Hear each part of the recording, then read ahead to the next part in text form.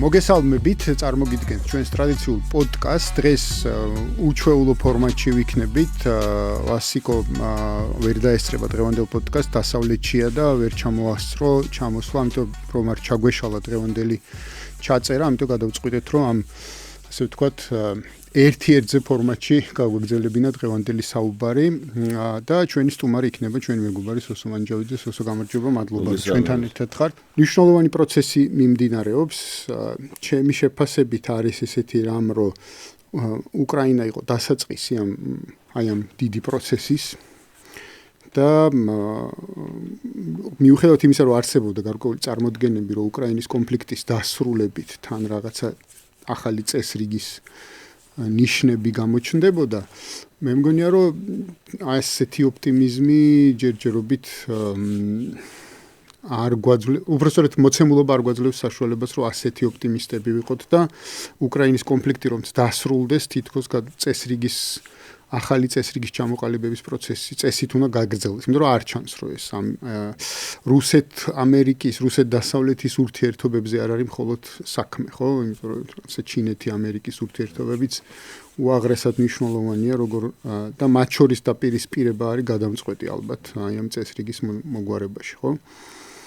მაგრამ ვიდრე ამ ესეთ გლობალურ ნაწილამდე მივიდოდეთ, იმიტომ რომ ამის ნაწილია ჩემი აზრით ის, რასაც ახლა ტრამპი აკეთებს დასავლეთ ნახევარსფეროში, ვენესუელას თან მიმართებაში, მადუროს გატაცება იქნება ის თუ ჯერ კიდევ გაურკვეველი ფორმაცია რა მოხდება ვენესუელაში, იქით გრენლანდიის საკითხი, სადაც ის თავის ეგრეთ წოდებულ ტრადიციულ მოკავშირეებს უპირისპირდება, ხო, და დღეს დაოსში ელოდებიან, რომ ამ დაპირისპირების კიდევ ერთი ესეთი დეკლარაციული მხარე იქნება წარმოდგენილი. ერთის მხრივ ევროპელი ლიდერები უკვე საუბრობენ ამ დაპირისპირებაზე, რაღაცა ვთქვათ, თითქოს თავის სუვერენულ, ევროპულ სუვერენულ თვითმყოფადობაზე თუ დაცვაზე ამ თვითმყოფადობის და მეორეს მხრივ ტრამპი, რომელიც გრენლანდიის საკითხში თითქოს შეუვალია. რას ფიქრობ ამაზე?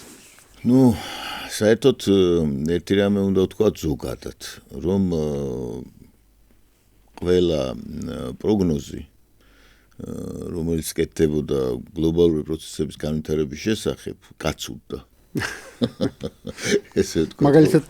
მაგალითად არავის არ უწინასწარმეტყველია დაუშვათ განსაკუთრებით ადამიანებს, რომლებიც არწმუნებულები საუბრობდნენ, როგორ განვითარდებოდა მოვლენები ამ წელს, რომ თავარი თემა იქნებოდა გრენლანდია.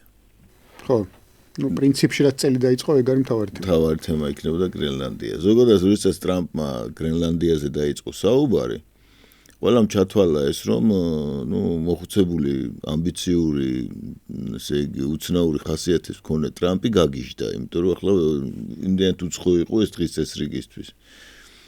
ამ დროს გრენლანდიის საკითხი არ იყო ეს იზოლირებული და არც ისტორიული კონტექსტის გარეშე იყო. ზოგადად გრენლანდიის საკითხი ჯერ კიდევ ჯეფერსონის, ჯერ კიდევ მე-19 საუკუნის დასაწყისიდან მოყვება ეს თემა და ზოგადად ეს დაკავშირებულია ამერიკის როგორც ესეთი სახელმწიფოს იმპერიული განვითარების თავისებურებებთან. ამ ზესახელმწიფოს განვითარების თავისებურებებთან. მოგეხსენებათ, რომ ამერიკა ვითარდებოდა ატლანტიკის ოკეანიდან წყნარი ოკეანეზე, ეგრეთ წოდებული პიონერების მოძრაობა, ეგრეთ წოდებული Wild West-ის მთელი ეს ისტორია, რომელიც უტავყოფილია მთელ რიგ, ესე იგი, კინემატოგრაფიულ შედევრებში და მერიდიანული, დაუშვათ ჩრდილოეთისკენ განვითარება, ჩრდილოეთის და სამხრეთისკენ განვითარება ეს. ახლა ჩრდილოეთისკენ განვითარება რა ჩრდილოეთის განვრცობა შეაჩერა ბრიტანეთის იმპერიამ. კანადა მოგეხსენებათ არის ბრიტანული თანამეგობრობის წევრი ამჟამად და მანამდე ბრიტანეთის იმპერიის ეს იყო დღესაც კანადას გენერალ-გუბერნატორი მართავს ფორმალურად, ხო? კი ბატონო. უმაღლესი პირი ეგ არის. ასევე სამხრეთისკენ მექსიკასთან ხანგრძლივი ომები იყო, მოგეხსენებათ და ამ ომების შედეგად უზარმაზარი ტერიტორიები შეერთებულმა შტატებმა, მაშინდელი ფორმით დაიპყრო. ზოგადად შეერთებული შტატების ესეთი ჩამოყალიბების პროცესი უნდა განვიხილოთ მას ორმაგი ბუნება აქვს. ერთი კონტინენტალური გაფართოების ეტაპი და მეორე ამერიკის გადაქცევა საზღვაო სახელმწიფოდ, უმძლიერეს საზღვაო სახელმწიფოდ, სადაც ის ცდილობდა და ბოლოს მიაღწია იმას, რომ ჩაანაცვლა მისი მთავარი კონკურენტის ზღვაზე ბრიტანეთის იმპერია. ბრიტანეთის იმპერია, რომლის კოლონიათაც ის დიდი ხნის განმავლობაში იყო და ზოგადად ბრიტანელი გეოპოლიტიკოსები, იმპერიულად მაშინდელი მოაზროვნე ბრიტანელი გეოპოლიტიკოსები ადანაშაულებენ მეფე გეორგს, რომელიც ფსიქიკურად როგორც ცნობილია, შეშლილი იყო და მის გარემოცვას იმაში, რომ დაკარგა მან თავარი მონაპოვარი ერთ-ერთი ბრიტანული გვირგვინის, შეერთებული ცილო ამერიკის ეს ყველაზე უფრო ესეთი ნაწილი, ნაყოფიერი და სტრატეგიულად მნიშვნელოვანი. ამავე დროს ბრიტანეთის იმპერიას არასდროს არ შეუწყვეტია ჩარევა თავისი იმპერიული ინტეგრირებული ინსტრუმენტებით შეერთებული შტატების განვითარების პროცესში. და იგივე დაუშვათ სამოქალაქო ომი შეერთებულ შტატებში დიდწილად სხვათა შორის მათ დამსახურებაც არის. და საინტერესო ის არის, რომ დღესაც თუ დავაკვირდებით ჩვენ ბრიტანეთის მოკავშირეები არიან ვინ დემოკრატები გლობალისტური რასაც გლობალისტებს სუპერგლობალისტებს ეძახიან და ვინ უპირისპირდება ტრამპი რომელიც ამერიკის როგორც ამერიკის იმპერიულ გაფართოებაზე ზრუნავს, მოდი ესე ვთქვათ. გრენლანდია ამ შემთხვევაში, რო დავიწყოთ ჯერ ამ თვითონ გრენლანდიის საკითხით, ხო? იმიტომ ტრამპმა ძირითადად ის დასახა გრენლანდია, კანადა და მონროს დოქტრინის კარიბის ზღვა, როგორც თავის ძალის პროექციის აუცილებელი არეალი. რომელიდანაც მას შეუძლია ძალის პროექცია გააკეთოს მთელ სამხრეთ ამერიკაზე. ხა რატომ გრენლანდია? გრენლანდიას უამრავი სხვადასხვა ასპექტი აქვს დაუშვათ რატომ არის ის აქტუალური შეერთებული შტატებისთვის. პირველი ეს არის სამხედრო სტრატეგიული, იმიტომ რომ გრენლანდია მოგვიხსენებთ უკვე ეს ყველა გრენლანდიის შესახებ ყველა გაერკვა, როგორც მანამდე სხვადასხვა საკითხებში და პირველი რაც არის განლაგებულია გლობალური პოზიციონირების ესეთი რადარი, რომელიც აკონტროლებს ნებისმიერ სარაკეტო აქტივობას, ანუ სამხედრო ακτივობას ციმბირში. ხო, აი რო დავხედოთ ჩვენ ზემოდან საერთოდ კარგი იქნება რუკას თუ რაღაც პოლუსების მხრიდანაც საერთოდ აი დედამიწა როგორ არის მოწყობილი რომ ძალიან საინტერესო რამეებს დავინახავთ იქ. ანუ ეს არის რაკეტების გადაფრენა გადმოფრენის თვის აუცილებელი ტერიტორია რომ მათ მიაღწიონ დაუშვათ ყველაზე ახლო ადგილია ესე ვთქვათ ამერიკას და რუსეთს შორის საკონტინენტაშორისო რაკეტების ფრენისთვის ასე ვთქვათ. გადაფრენისთვის.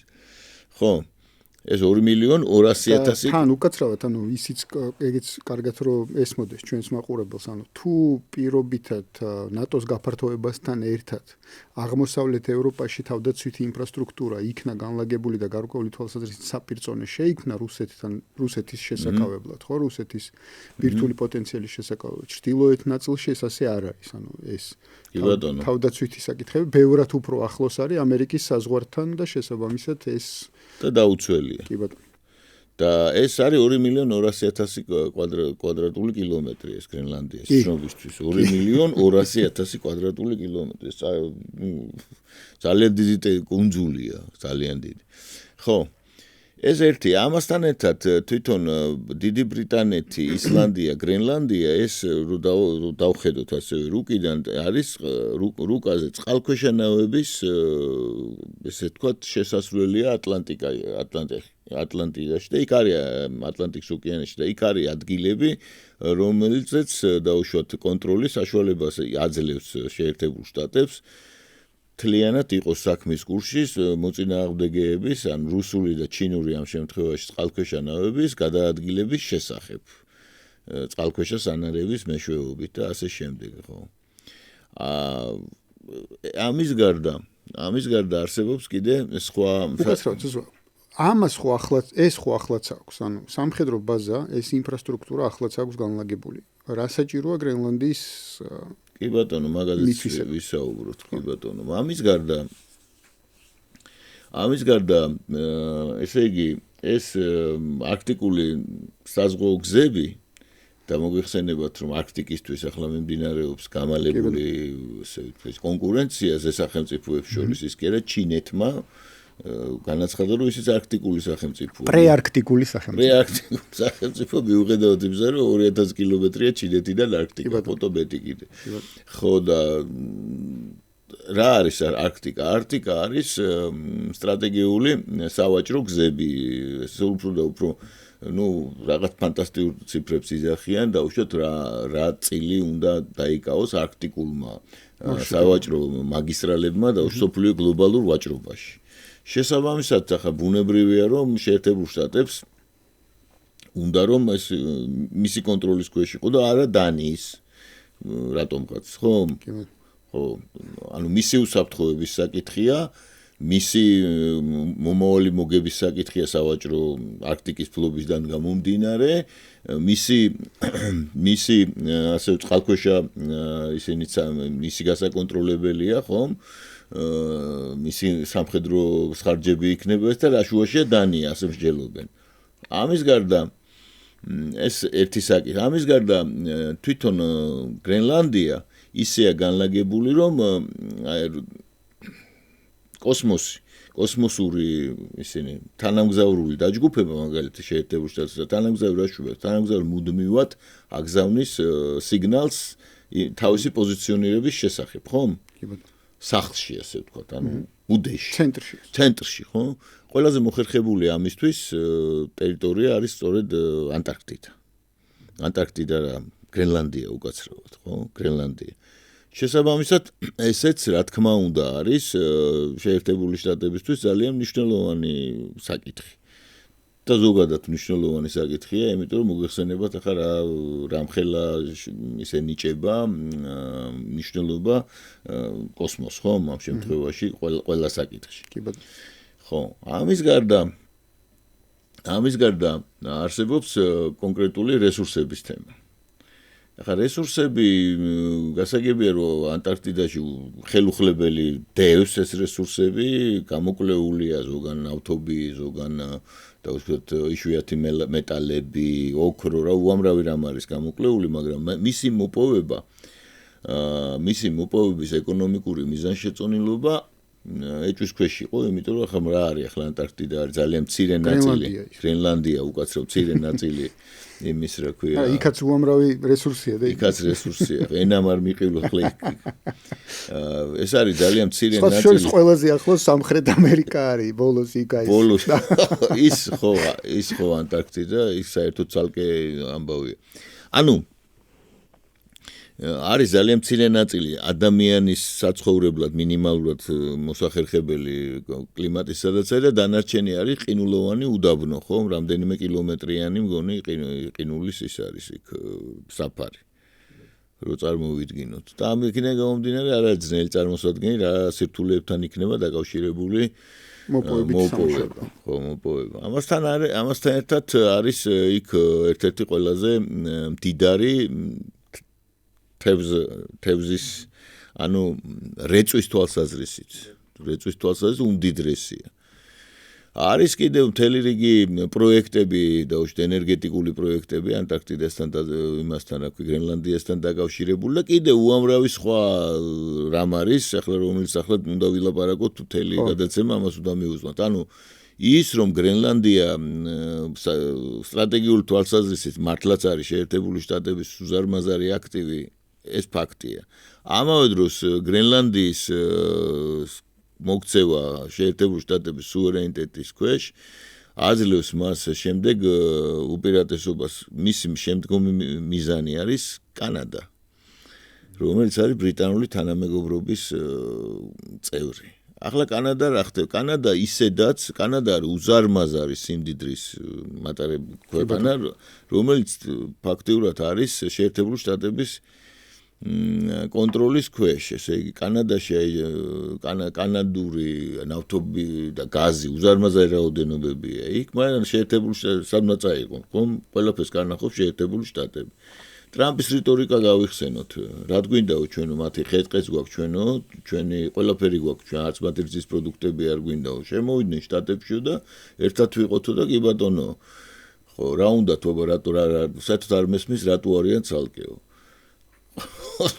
ახლა ალბერტა შტატში დაიწყო მოძრაობა უკვე.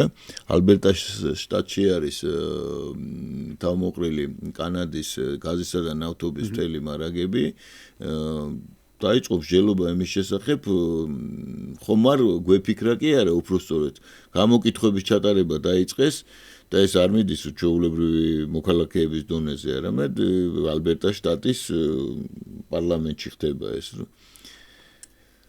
რამდენად მომგებიანი იქნება შტატებთან შეერთება, როგორც კანადის და ოღონდ საუბარია იქ რომ გამოეყონ კანადას და შემდეგ შეერთდნენ იმასთან, რა ქვია, შეერთებულ შტატ ამერიკასთან. ეს რა თქმა უნდა სტიმულირდება ახლა გარკვეული ძალების საიდანაც საჭიროა. კი, საიდანაც საჭიროა, ზუსტად. ხო, ეს რაც შეეხება ახლა რო წარმოვიდგინოთ, დავხედოთ გეოგრაფიულად, კანადა ამ შემთხვევაში აქეთ მხოლოდ საზღვაო ისრჩება ფაქტიურად, ხო? ყველაფერს აკონტროლებს შეერთებული შტატები, იქით ის არის ალიასკა. რომელიც თავის დროზე იქნა ნაყიდი. ეხლა დაუშვათ იგივე გრენლანდიის საკითხზე, შეერთებული შტატები კიდევ ერთხელ ვარდგანან, აი ეს ტრამპს არ მოუგონია. იგივე დაუშვათ თავის დროზე ეგ არის ძალიან მნიშვნელოვანი საკითხი. ტრუმენი თავაზობდა თავის დროზე დანიას $100 მილიონ ოქროთი. თუ არ ვცდები 48 წელი იყო, ესა დაახლოებით ეს პერიოდია, მეორე მსოფლიო ომის შემდეგ. გრენლანდიის გამოსყიდვას აპირებდა, რადგან უარი უთხრეს. ანუ ეს ძალიან მნიშვნელოვანია დიპლომატიურ იმის პრაქტიკის თვალსაზრისით, იმიტომ რომ ფაქტობრივად ეს საკითხი რო იდგა, ამის პრეცედენტია. კი ბატონო. ხო, აი ეგ არის ძალიან მნიშვნელოვანი საკითხი. მან არის ორი თემა, ორი კითხვა, რაზეც შეგვიძლია ვისაუბროთ, ხო? ერთი რამდენად შეიძლება მართლა ეს ყველაფერი გააკეთოს ტრამპმა, ანუ რამდენად შეიძლება ბოლომდე მივიდეს გრენლანდიასთან დაკავშირებით, ბოლომდე წავიდეს ამ მიმართულებით, რაც საინტერესოა უკვე იმ თვალსაზრისით, თუ რას გამოიწვევს მართლა ამ ჩრდილოატლანტიკურ რაღაცა გაერთიანებაში, სადამდე შეიძლება გაყვნენ ევროპელები ამ კონფრონტაციას, თუ მალევე შეიძლება დათანხმდნენ, ასე ვთქვათ. და მეორე უტრამპოთ რა, ანუ ტრამპი რომ არ იყოს, რას ნიშნავს ამერიკისთვის გრენლანდია, რამდენად ეს არის პერსონიფიცირებული, რაზეც უკვე დაიწყე საუბარი, ხო, ნაწილობრივ. მაგრამ ანუ იმიტომ რომ ჩვენთან შეიძლება იყოს ესეთი მცდარი წარმოდგენა იმისა, რომ ტრამპი არის თითქოს ამ ყველაფრის ინდივიდუალური მოთავე. და რომ არა ტრამპი დანარჩენები სხვანაირად მოიქცეოდნენ და უფრო ისევ რაღაც ეს აი ალიანსის შიგნით თანამშრომლობის გზით წავიდოდნენ და ასე შემდეგ. აი ეს ორი თემა ძალიან საინტერესოა ამ თვალსაზრისით. აი ახლა რაც შეეხება საკუთრივ პერსონიფიცირებულ ტრამპს. ტრამპი რას აკეთებს? Make America Great Again, რას ნიშნავს? ანუ გეოპოლიტიკაში არის ეგეთი კანონი, თუ არ შეიძენ, ანუ თუ ესა თუ ის გეოპოლიტიკური სუბიექტი, იმპერიული წარმო, სუპერგაერთიანება არ ფართოვდება, ის მერე პატარავდება. აი ესეთი ის არის, ანუ გაფართოება არის ზრდის ზრდა.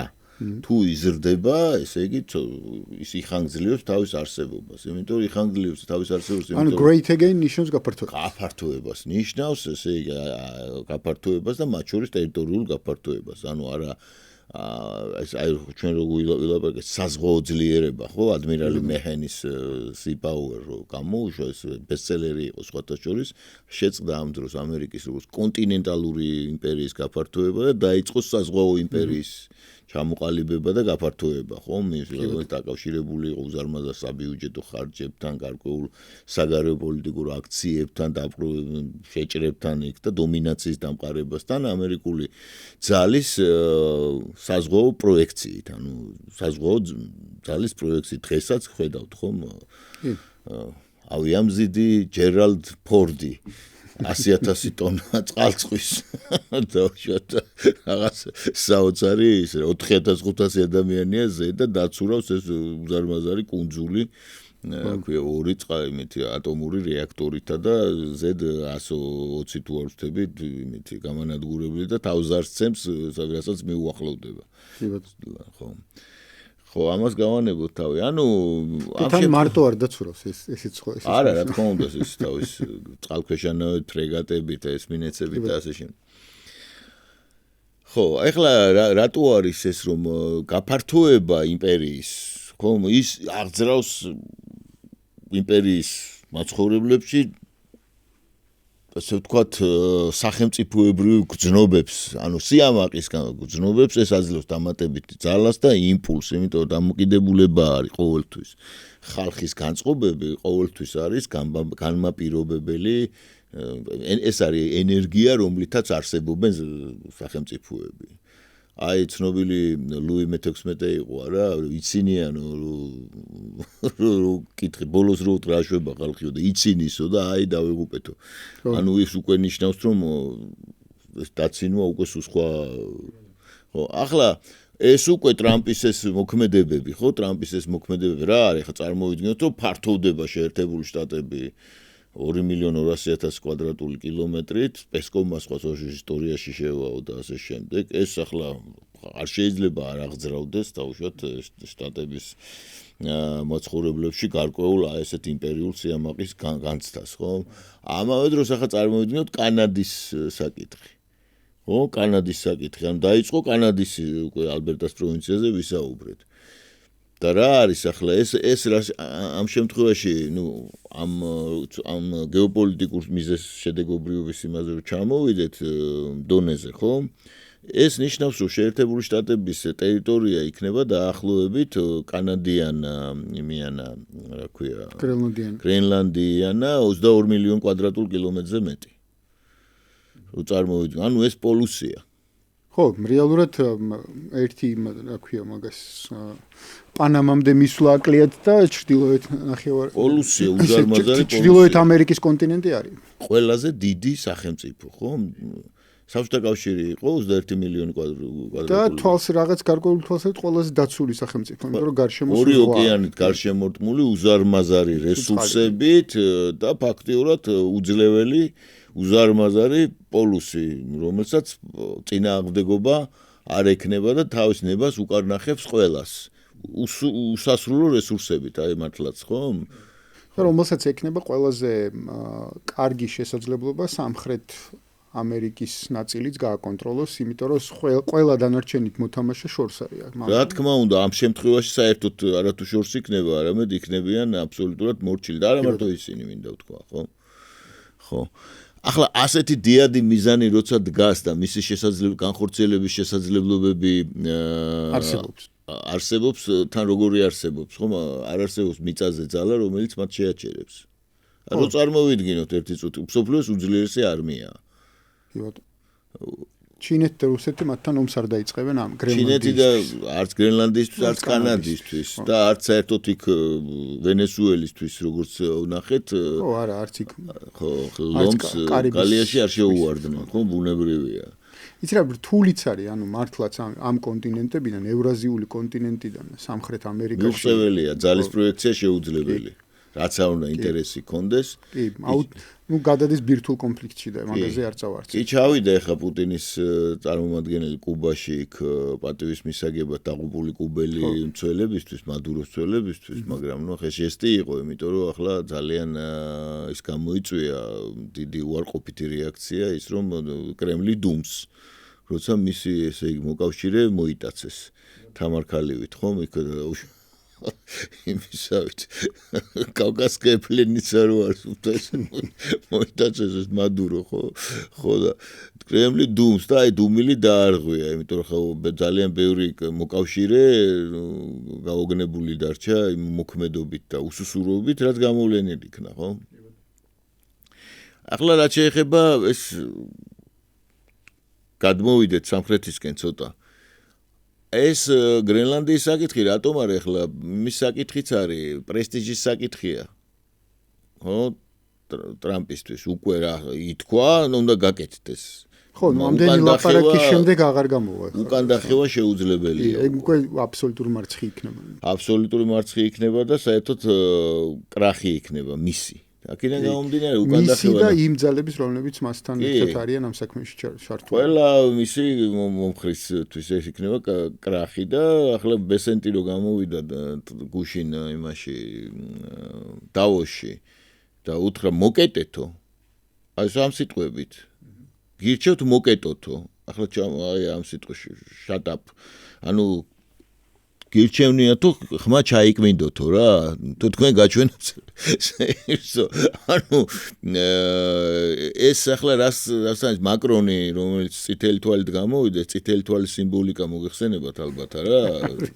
თელი ის არის ამაზე კონსპიროლოგია რას ნიშნავს როცა რომელიმე ლიდერი გამოდის წითელი თვალით და დასისხლიანებული თვალით დღეს სათვალით გამოვიდა სხვათა შორის და დადიოდა იქ სათვალით ლიდერების შეხვედრაზე და ნერვი დაუზიანდა ხო არა და ამაზე მთელი ფილმებია გადაღებული სხვათა შორის არა სხვათა შორის არ მახსოვს მითხარი ის არის ეს რომ კულტის მსახურებისთვის ნიშანია მოგეხსენებათ ახლა კულტის მსახურები QAnon-ი და ახლა ამაზე თუ გადავიდეთ და ვილაპარაკოთ ეგ ძალიან საინტერესოა სხვათა შორის მაგრამ ეს წითელი თვალი მაინცა და მაინც იმ დროს როდესაც ზუსტად ნატოდან გამოსვლაზე დაიწყო ლაპარაკი ნუ აღიქვეს როგორც ერთგვარი ნიშანი გარკვეული დრამატული მოვლენების განვითარების წინაპირობა ესე ვთქვათ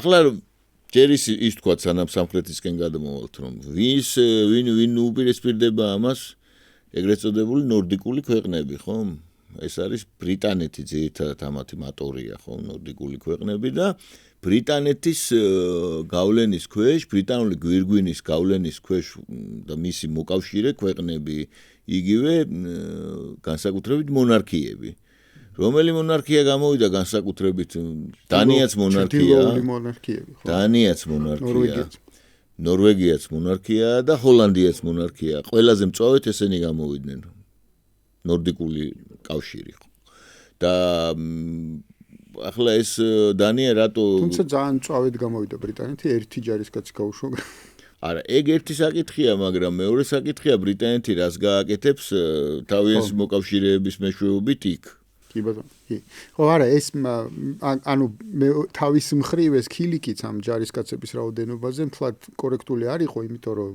აბსოლუტურად სიმბოლური დატვირთვის ასე ვთქვათ ჟესტი იყო და მეტი არაფერი ხარავინ მომსარაპირებდა იქ და ასე შემდეგ ამერიკელებთან გრენლანდიაში ომს ევროპელები არა ნაკლებად მოსალოდნელია ახლა ეგ იმიტომ რომ სასაცილოც არის ახლა რომ დაუშვათ გრენლანდიაში საფრანგეთი ომოს შეერთებულ შტატებში აი ისეთივე ჟესტი იყო დაახლოებით როგორც რუსეთის წარმომადგენელი ჩავიდა კუბაზე. კი, დაახლოებით იგივე იყო. ნუ ეს იმის ნიშანი იყო, ჩვენ სხვანაირად ვიმოქმედებთ. ანუ არ გეთანხმებით.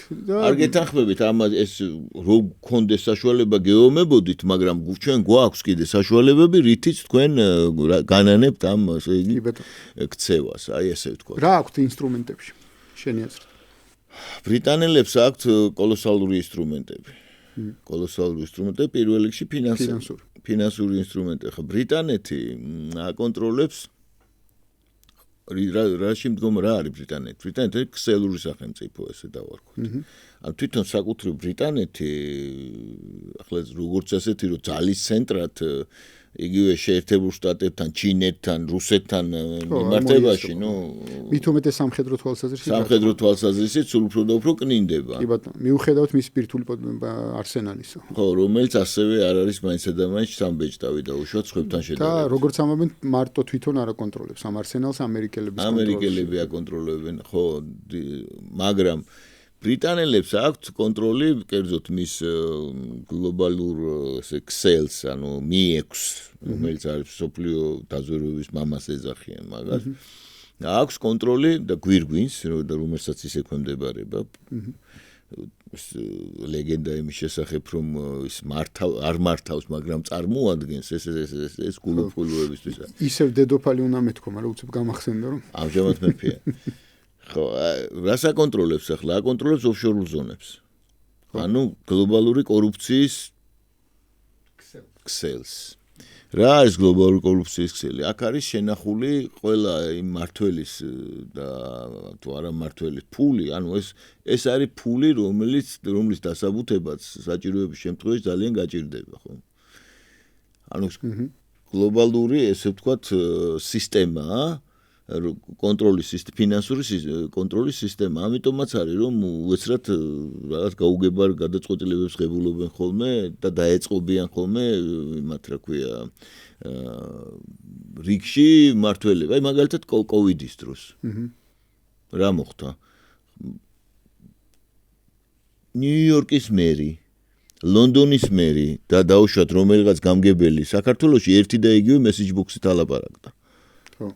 უნდა გახსოვთ ესა? ერთი და იგივე ტერმინოლოგია რო იყო უხილავი მტერი, დავამარცხეთ ის, რაღაცებს ვლაპარაკობდნენ, ხომ? ვიხსნათ, დავიცრათ ერთმანეთს, ერთი და იგივე, აი, რო გაშიფრავდი, ერთი და იგივე, აპლოდისმენტებიც სხვათა შორის იქ, რა ქვია, ჩვენ მუშკეტერებს აპლოდისმენტები, აი, აბსურდული ისინიც ღონისძიებები, აი, ხო არის, ცირკში მაგალითად რო აჩვევენ რომელიღაც ცხოველებს, რომ შეასრულონ ისეთი მოძრაობები, რომელსაც ბუნებაში ის არ შეასრულებდა. უალ, ხო? მაგალითად ძაღლები უკუღმარო ხტუნაობენ, ხომ ვიცით? ანუ სრული მორჩილების, აი ეგეთივე მორჩილებაში ტრენინგი ჩაატარეს მაშინ, მაგალითად როცა აი მაგალითად მეუღლე ერთად რო გამოხვიდოდი სახლიდან, წინ არ უნდა მჯდარიყო. და დავი კოვიდი რო აქტიურდებოდა 9 საათის შემდეგ და 1000 სისულელე. და აი რა მაიძულა ახლა ეს ხალხი, ხომ, რომ ერთი და იგივე ელაპარაკა. უამრავი კონსპიროლოგიურ თეორიაა, მაგრამ თავარი რა არის? თავარი არის ის, რაც თქვით. ხომ? ხო, რომ ფული კონტროლდება. ფული კონტროლდება და ფული რო კონტროლდება, ეს ფული ხო როგორ იმართება? არ არსებობს ძალიან ცოტა ისეთი ქვეყანა, სადაც დაუშვათ თლიანად შეესაბამებოდეს კანონმდებლობას ფულის მოძრაობა. ანუ ინტერესთა ჯგუფები ყოველთვის მოიხვეჭენ ძირითად ქვეყნებში, მოიხვეჭენ ისეთ ფულს, რომელიც არ არის დაუშვათ. მით უმეტეს გამდიდრებულ კლასს აქვს ცდუნება იმისა, რომ აი გადასახადებს თავი აარიდოს, სადღაც წაიღოს თანხა და ამალოს და ასე შემდეგ. მაგრამ ამავე დროს არ არსებობს ფული. განსაკუთრებით თუ ეს გამდიდრებული კლასი თან მართველი კლასია, რომელსაც არეგების გამდიდრება იმ ფორმით, რა ფორმითაც ისინი და რომელიც დეკლარირებულად ამბობს, რომ საერთოდ არანაირი არასდროს გთამი არ აუღიათ და არავითარი, ესე იგი, ხელფასის გარდა არაფერი არ ქონიათ. ეს დეკლარირებულად ესეა. თუმცა რამდენად შეიძლება ტრამპი ექვემდებარებოდეს ამ ეგრეთ წოდებულ შანტაჟს? რატო ამბობ? იმიტომ რომ პრინციპში ტრამპი ძალიან ცოტა შანტაჟს ექვემდებარება საერთოდ, ხო? ანუ რაღაცას როგორც კი დაიწყებ მის წინააღმდეგ რაღაცაზე საუბარს, ის უბრალოდ ამბობს, რომ კი, აი ეს მე გამიკეთებია და მე რა. ზუსტად ტრამპი ზუსტად არ ექვემდებარება და მაგაშია წინააღმდეგობა. არ ექვემდებარება და აი მისი ძალა რომელიც არის არ ექვემდებარება. ანუ ის ვისაც წარმოადგენს ტრამპი. ამ შანტაჟს არ ექვემდებარება. ამ შანტაჟს არ ექვემდებარება და ებრძვის. განსხვავებით მისი ოპონენტებისგან, რომელიც ამ ძალის ნაწილი არიან და ერთად მუშაობენ. კი, დემოკრატიული პარტიის ელიტის. ანუ და ეს ბრძოლა განუწყვეტ. ნუ ალბათ რესპუბლიკური პარტიის ელიტის ნაწილიც, კი ბატონო. აქედან გამომდინარე ამავე დროს უნდა გავითვალისწინოთ ისიც, რომ ტრამპი და ანუ ეს მაგა მოძრაობა იერიშები მიაქვს განუწყვეტლივ ფედერალურ რეზერვზე. კი. რას არ უძახის, ესე იგი, რა ტერმინებით არ ამკობს იქ ის თავმჯდომარეს. ხო, საოცარი ლანძღავს პირდაპირ მისთვის დამახასიათებელ სტილში. ეხლა ჩვენ უნდა გავიხსენოთ ის პრეზიდენტები, რომლებიც ამას აკეთებდნენ, მართალია ტრამპისავით ექსტრა ვაგანტურ სტილში არა, მაგრამ ნუ ცდილობდნენ შეერთებული შტატები გაინთავისუფლებინათ ამ ფედერალური რეზერვის გავლენებისგან. კი ბატონო, მაგალითად კენედიმ გადაწყვიტა, რომ კენედის განზრახვა იყო, რომ ფული დაებეჭდა არა ფედერალურ რეზერვს, არამედ ამერიკის ფინანსთა სამინისტროს დაექვემდებარებინა ეს პროცესი და რაც მოხდა მე ნახეთ. ერთ-ერთი ყოველ შემთხვევაში სერიოზული ანალიტიკოსები სწორედ ამას უკავშირებენ მის კვლევას და იმ უცნაურ გამოძიებებს, რომელიც მაგიურ ტყვიას და შემდეგ მისი ძმის ასევე საოცარ კვლევას, ხომ, რომელიც ასევე არ იყო არანაირად გამოძიებული, ნამდვილად არ არის და ეს ირხან-ზირხანი დღესაც ზის და ვერავინ ვერ გასცა კითხვაზე პასუხი, როგორ გაისროლა იმ სირხან-ზირხარმა 8 ტყვია, როდესაც მის ჭიჭი 7 იყო. ხო. ან დაუშვათ როგორ მოხდა რომ ოსვალდმა მოახერხა მაგიური გზით ესე იგი ისეთი სისწრაფით ესროლა და ისე გაერტყა რომელიც 100 ამერიკელმა სნაიპერმა ვერ გაიმეორა იმავე შაშხანით და როგორ მოხდა რომ ერთმა ტყვიამ იმდენი იარა რომ ორჯერ მოხდა სხვადასხვა მიმართულებით კენედის ნუ ახლა ეს ცალკე საკითხი და კიდე ასეთი უცნაურობები ბევრია მათ შორის მაგალითად ჩარლი კირკის კვლევა ძალიან ბურუსით არის მოცული და პასუხიც არის მის ეს რატომ ვამბობ ეს ზალა სწორედ ასეთი მეთოდებით მოქმედებს და დღეს ახლა ტრამპი თუ არ ვწდები თვითფრინავი გაუფუჭდა რაღაცა ტონდა იყო რაღაცა ესეც არ ამგონია რომ უბრალო ამბავი იყოს თვითფრინავის ამერიკის პრეზიდენტის თვითფრინავში ტექნიკური გაუმართავობა ეს გარკვეული სიგნალია მე მაგალითად რომ მისმენდეს გავაფრთხილებდი მას დარწმუნებული ვარ გავაფრთხილებულიც არის და ეს წელი შეიძლება მისთვის ძალიან ისე გამოდგეს იმიტომ რომ ის ისეთ ნაბიჯებს დგავს ახლა რომელიც აი არ შეიძლება მან არ გამოიწვიოს სერიოზული დაპირისპირება ახლა რაც შეეხება ხა ჩამოვიდეთ ქვემოთ როგორც ვაპირებდით იგივე ვენესუელაზე ხო ვენესუელაში იქ საუბარია იმაზე რომ ეს ნავთობის საკითხია საუბარია იმაზე რომ აქ რუსეთი იყო მთავარი დაზარალებული რა თქმა უნდა ჩინეთია ჩინეთს ჰქონდა 15 მილიარდი დოლარი დახარჯული ვენესუელაში რუსეთს დაახლოებით 4 თუ 5 თუ არ ვცდები აღარ მახსოვს რაზე იყო ახლა ეგ საუბარი ტრამპი ბუნებრივია ცდილობდა რომ დაემყარებინა კონტროლი გარკვეული ამერიკისთვის მისაღები რეჟიმი ურთიერთობების ვენესუელასთან თვითონ მადურო ნუ რომ ძალიან ცუდი მართველი იყო ეს ყველა მიცის მე მგონი არ შეესაბამებოდა მოკლედ მისთვის გაწეულ მაღალ დობას. ჯერ იყო და ჩავესმა დანიშნა ის საგარეო საქმეთა მინისტრად რატომღაც. კაცი იყო ავტობუსის მძღოლი და ნუ არც ერთი ენა სხვა გარდა იმისა ესპანურისა არ იცოდა და არც განათლება ჰქონდა შესაბამისი. ალბათ ჩავესი ერიდებოდა თავის თანამებრძოლებს, ახლა იქ სახელმწიფო გადატრიალებები სამხრეთ ამერიკაში და გაყიდვა მმართველის და გადაყიდვა და გადმოყიდვა ეს ტრადიცია, ასე ვთქვათ, ხო. შესაბამისად ახლა ჩავესი, რომელიც მოვიდა, რა დროს მოვიდა ჩავესი, როცა ნავთობის ფასი იყო $120. და ნუ აღმავალ პიკში იყო და ამის გარდა ვენესუელაში ახლა ცოტა სპეციფიკური სიტუაცია ახლა ვენესუელას აქ კარგი ისეთი ნავთობი რომელიც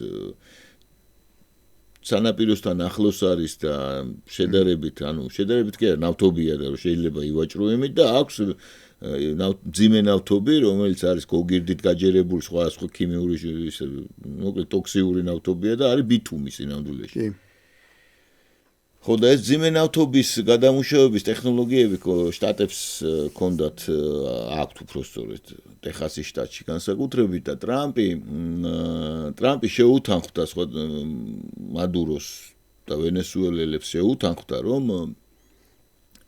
ამერიკის შეერთებული შტატებიდან ნავთა არის ესეთი პროდუქტი ნავთობპროდუქტი გადააზავებდნენ ამ ძიმე ნავთობს და მოხდებოდა ექსპორტი შეერთებულ შტატებში. რა თქმა უნდა, შტატებისთვის მისაღებ იმისთვის პირობები. ეს ვენესუელისთვისაც კარგი იყო სხვათა შორის, იმიტომ რომ ვენესუელა ემბარგო ადევს და ვენესუელა კი ყიდის იმას რა ქვია, ყიდი და ჩინეთზე დაახლოებით 300-დან 400,000 ბარელამდე. რაც აღრიცხული იყო, იმიტომ ბევრი რაღაცა არ აღირიცხებოდა სხვათა შორის. ანუ ჩინეთს ყიდიდა. და ეს იყო ჩინეთის დაახლოებით 3-4 მაქსიმუმ 5% იმპორტი. არ იყო კრიტიკულად მნიშვნელოვანი იმპორტი. და ამიტომ ვენესუელას ეს აწყობდა, მაგრამ არ აწყობდა ჩინელებს. და ჩინელებმა დაუყენეს მადუროს საკითხი, რომ კი, მაგრამ ამდენი ფული მოგეცით, ყველაფერი ჩვენზე ხარ დამოკიდებული და რას ნიშნავს ეს. მან დააყენა საკითხი, რომ ნაფტა, აბა მე ნაფტა საიდანო. საიდან როგორ ვიცი გავაზავო და აი რუსები მოგცემენ ნაფტას, გავაზავებთ და წავიღებთ. და ამაზე გაცოფდა ტრამპი და ესკალაცია დაიწყო აქედან, სხვათა შორის. იმიტომ რომ როგორც რუბიომ თქვა, ჩვენო არა ვარ წინააღმდეგიო, რომ ვენესუელა გაყიდოს თავის ნავთობიო, მაგრამ ჩვენ არ გვინდა ვენესუელის ნავთობიო, მაგრამ სხვას არ მივცეთ მისი გამოყენების საშუალებას. ეს რუბიოა, რომელიც გაულაიტერად არის დანიშნული ფაქტიურად, ხო? ის პირდაპირ დანიშნა ტრამპმა. ახლა მაჩადოს სხვათა შორის მოეწონა, იმიტომ რომ გადასცა ის ნობელის პრემია. ის ნობელის პრემია აჩუქა. ხო, ახლა ამის გარდა ახლა ეს მელსი როდრიგესი როგორ მოხდა ეს ოპერაცია? ელიტასთან მოლაპარაკებით მოხდა და აიყვანეს მადურო იქიდან გამომდინარე, ყველასთვის გასაგები გახდა, რომ ის თვითონ ვენესუელური ელიტისთვის ის გახდა მიუღებელი. და არავის არ უნდა ჩაყოლოდა მას საფლავში და ეს როდრიგესებმა და სხვებმა კიდე ჩააბარეს, ასე ვთქვათ, შტატებს პატივცემული მადურო. ეს მოხდა. და ამერიკელებმა ფაქტიურად ეხლა ეს როდრიგესები საინტერესო ხალხია ძალიან, ეს მელსი როდრიგესის მამა არის, გომეს როდრიგესი იყო, ის ვინც თავის დროზე ცნობილი სკანდალი იყო, მოიპარა ამერიკელი ბიზნესმენები. და ყავდა სადღაც ჯუნგლებში დამალული და მე ამერიკელებმა გამოისყიდეს $20 მილიონ, მაშინდელი $20 მილიონ ეს ბევრია. და ეს როდრიგესი გახდა ეროვნული გმირი იქ. მისი სახელობის ქუჩებია და მისი შვილები აგზელებდნენ მამის გზას და ვაჭრობდნენ ნარკოტიკებით. ამერიკის შეერთებულ შტატებში და დაპატიმრებულები არიან 18 წელი აქვთ მისჯილი. ეჭვი მაქვს რომ მათ გამოუშვებენ ახლა. სამშობლოსთვის, შტატებისთვის გაწეული დახმარების გამო. აი, მივადევნოთ თვალყური და ხო. ანუ ასე იყო თუ ისე იყო ვენესუელაზე ძალიან ძვირადღირებული სარისკო და ესეთი სამხედრო ოპერაციის გარეშე მოახდინეს ეს სპეცოპერაცია და ახლა უნდა გვესმოდეს რომ ეს ყველაფერი დამოკიდებულია იმაზე ააცთენს თუ არა აკელა. ანუ აკელა თუ ააცთენს, გახსოვს ხომ აუგლიში რო აკელა პრამახნულსა. აი აკელა ახლა მაგალითად გრენლანდიაზე თუ დაამყარა კონტროლი და შეასრულა თავისი ესე თქვა სიტყვა, ასეთ შემთხვევაში აბსოლუტურად ყოველ შემთხვევაში დიდი ალბათობით სამხრეთ ამერიკის ქვეყნები შეეცდებიან აღარ გაამწვავონ ურთიერთობები შეერთებულ შტატებთან და მულტივექტორული პოლიტიკური ესე წიაღსვლებით არ დაიმძიმონ გონება. კი ბატონო. გრენლანდიას აქვს მნიშვნელობა შენი აზრით აი ამ შუალედურ არჩევნებზე? ძალიან დიდი მნიშვნელობა აქვს იმ შემთხვევაში თუ ტრამპი ამას ვერ შეასრულებს ამ დანაპირებს, ანუ გრენლანდიას თუ ვერ მიიერთებს, ან თუ ვერ დადებს ისეთ ხელშეკრულებას, რომელიც იქნება გაფორმებული როგორც გამარჯვება, ეს მისთვის კატასტროფა იქნება. და შესაბამისად არა მხოლოდ მისთვის, აი იმ გუნდისთვის, რომელიც აი ამ ქვია მაგასთვის, მაგრამ მოძრაობა მაგასთვის და ზოგადად რა. კი ბატონო. ანუ გამარჯვება ისეთი რამეა, რომელიც ტრამპიზმის მარცხი იქნება ესე ვთქვათ. ტრამპიზმის კატასტროფული მარცხი იქნება. მაგრამ თუ მიიერთა ახლა ეს მე როგორ გრძელდება შენი წარმოდგენით ამერიკის და ევროპის ურთიერთობა? ნატო იშლება. ნატო იშლება, იქნება ახალი კავშირი, რომელსაც ალაპარაკდა საფრანგეთი, რომელსაც მიაჩნია. რაღაც ევროპული უსაფრთხოების სისტემა ისე. ევროპული უსაფრთხოების სისტემა. ასევე ევროპული უსაფრთხოების სისტემის კონტექსტში შეიძლება დავინახოთ ეს გააქტიურებული საუბრები რუსეთთან ურთიერთობების დამყარებასთან დაკავშირებით. გერმანიის კანცლერის საფრანგეთის მხრიდან.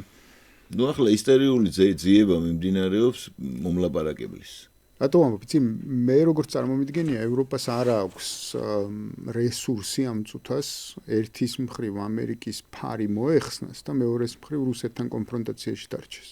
ახლა ევროპელი ლიდერები აცნობიერებენ, რომ იმ შემთხვევაში თუ დაუშვეს მოხდა და აქეთკენ მიდის ყველაფერი და დღეს ტრამპის სიტყვა იქნება მნიშვნელოვანი, ნუ უკვე იქ გინებაზე გადავიდა. იქ არ არის უბრალოდ ესე, რა ქვია, დიპლომატი გინებაზე წავიდა, ხო? უკვე გაგინებენ ერთმანეთს. ისე უნდა ჭენა ჩაიკმინდე, ესე უნდა წად შენი და ასე შემდეგ, ხო? ეს ხო ოფიციალურ პირები. კი, კანადის პრემიერის გამოსვლა იყო ძალიან ისეთი ეფექტური ესე. ხო, კანადის პრემიერი პირდაპირ ახლა კანადის პრემიერი პირდაპირ ტრამპის მოწინააღმდეგე პლანს წარმოადგენს. და ყველაფერი ეს ხდება თან ესეთ ღიმილისა და მიუხედავად იმისა, რომ მშვიდობის საბჭოში დაპატიჟა. კი, მშვიდობის საბჭოში დაპატიჟა. მშვიდობის საბჭოში ლუკაშენკოს დაპატიჟა, პუტინიც, კი ბატონო. ჩვენ არ უნდა წავიდეთ იქ. ჩვენ ვიყოთ ჩვენ ჯერ არ გვეპატიჟება. არ გვეპატიჟება, რომს გვეპატიჟებდა და ქორჭოში არ დაგ. ჩვენ შეიძლება ვთქვათ, რომ არ გვაქვს მილიარდი, რა ვქო. 1 მილიარდი არ გვაქვს და მაგის გარდა ჩვენ დაკვირვების პოზიცია, სტრატეგიული მოთმინების პოზიცია. ხო, მაგრამ თავარი მილიარდი არ გვაქვს თქო. ჩვენ გვაქვს წყერის გეოპოლიტიკა. რო არ ვაწყენინოთ, რომ აი რაღაცა გაკვირდებით, აბა როგორ იზავთ რაღაცა ესეთი ბირო არ ვილაპარაკოთ, ჯობია უთხრათ, რომ მილიარდი არ გვაქვს. აი საქართველოს დავარქვი მე დაჭრილი წყერის გეოპოლიტიკა. ქეში უნდა მოიტანო. იცი და წყერას თუ დაუშვათ აფრენის დროს საფანტო მოხდა. არ უნდა დირო. და გადარჩა. ხო, მე აღარ ფრინდება. და დარბის იმაში ვერც ერთი ის ვერ ეწევა რა ქვია. ანუ საერთოდ რო გადარჩება? თუ დაუშვა დაიჭრა და გადარჩა. ხო. ანუ ამახსოვდა საერთოდ ვეღარ ფრინდება. არა, ფრენით კი ფრინდება, მაგრამ ის წყერზე როგორ ნადირობენ, რომ და აფრინოს მეძებარმა და რო აფრინდება, იოლი ჩამოსაგდებია და ამას რო ერთხელ დაიჭრება და გადარჩება, თუ გადარჩა, ხო? მე აღარ ფრინდება აი მეძებრის კი არ ფრინდება, მაგრამ დარბის ძნებში იქა და ვერ ეწევა მეძებარი და ჩვენც აი ერთხელ ხო ჩამოგვაგდეს დაჭრილი მწყერი ვარ. ჩვენ დაჭრილი მწყერის დაჭკვიანებული მწყერი. ხო და რას ვამბობდი ახლა ევროპელებს ახლა ამ რუსებთან მიმართებაში ძალიან სერიოზული პრობლემები აქვთ როგორ თუ არ აყავთ მომლაპარაკებელიც კი იმდენი ისეთი იმდენი ქნეს იმდენი ლანძღეს რომ და იმდენად სამხედრო რიტორიკა ინერცია აღებული რომ ნუ ახლა ვინ უნდა გაუშვან მოსალაპარაკებლად პუტინთან ის უბრალოდ არიღებს ხურმელს ბელგიის პრემიერი ალბათ არა ლაპარაკია ფიცოზე. ფიცო კარგი კანდიდატურა, მაგრამ ფიცო არ წარმოადგენს ევროპას, ესე ვთქვათ. არა, თუ მას მიცემენ დელეგირებას მიცემენ, კი ბატონო, მასე ორბანი შეიძლება და ორბანი ნამეტანი ფიცო უფრო აკეთიკით პოზიციონირებდა და ინარჩუნებდა გარკვეულ ასე იმას, რა ქვია, სივრცეს ინარჩუნებდა ორივე მხრიდან და საუბარია ფიცო რო გახდეს მომლაპარაკებელი დაუშვათ. მაგრამ რაზე უნდა მოილაპარაკო, ნექ ცალკე საკითხია, იმიტომ რომ ახლა უკრაინის თემაში აი ეს ელიტები, რომელიც არიან ისეთი თამასები აქვთ აწეული, რომ რა უნდა გააკეთონ, ახლა რა უნდა უთხრან ზელენსკის, რომელიც ახალი ჩერჩილი და ახალი რუზველტი და ყველა ერთად არის აღებული, ხო? მათი დემოკრატიული სამყაროს ლიდერად რო აცხადებენ, ხო გახსოვს? ახლა რა უნდა ზელენსკის ალბათ ნაბუდასაბი მიხედავს. ნაბუდასაბი ამერიკული სტრუქტურებია ეს. და ამერიკელები ახლა ეს ყველაფერი ახლა ცინიზმი რაში მდგომარეობს რომ ამერიკელები როგორც ორსახოვანია მათ გეოპოლიტიკური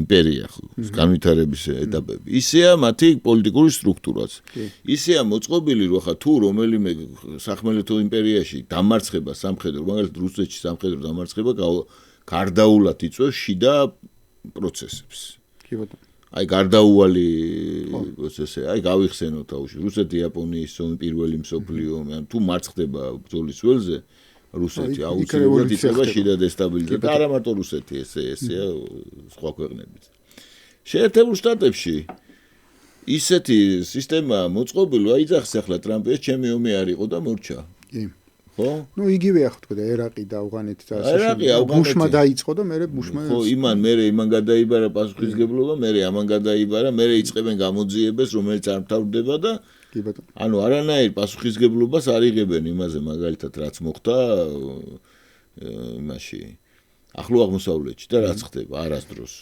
ახლა საბჭოს ქმნის ტრამპი რომელიც ღაზას სექტორის ასაღურძინებლად იქნება ხო ეგ კიდე ცალკე უნდა შევეხოთ ამ საკითხს ანუ გაუგებარი ახლა ევროპა დიდი ხანი იყო ფაქტიურად მონამორჩილი იმის რა ქვია ანგლოსაქსების გეოპოლიტიკის მონამორჩილი იყო ეს დაიქვემდებარეს ასე ვთქვათ და ახლა რა ისინი ცდილობენ გასაგებია რომ კატასტროფულ იმაში პიკეში შევიდა ევროპა თავის ევროკავშირით რომელიც გადაიქცა ევროპელი ხალხების ჩაგვრის და რა ვიცი მათ დაღუპვის ინსტრუმენტად პირდაპირ ვთქვათ და შესაბამისად ახლა ევროპელ ხალხებს უსურვებ განთავისუფლებას ამ მონსტრისგან. იქ ერთი საინტერესო მომენტია რომელიც თითქოს კარგად საღდება ხოლმე ევროპელების მხრიდან როგორც კარგი მოვლენა, მაგრამ ძალიან მე მგონია რომ ძალიან სარისკო მათი ეკონომიკისთვის სარისკო შეთანხმებას მიაღწიეს სამხრეთ ამერიკულ სახელმწიფოებთან თავისუფალი ვაჭრობის შესახებ შეთანხმებით, ხო, ანუ ევროპამ რა უნდა წაიღოს სამხრეთ ამერიკაში არ ვიცი, მაგრამ სამხრეთ ამერიკელებმა რამდენი რამე შეიძლება შეიტანონ ევროპაში თავისუფალი ვაჭრობით, ეგ მე მგონი პირველი ეგ იგრძნეს ფერმერებმა, ევროპელმა ფერმერებმა, რომელსაც დაიწყეს ამ შეთანხმების წინააღმდეგ აქციების გამართვა.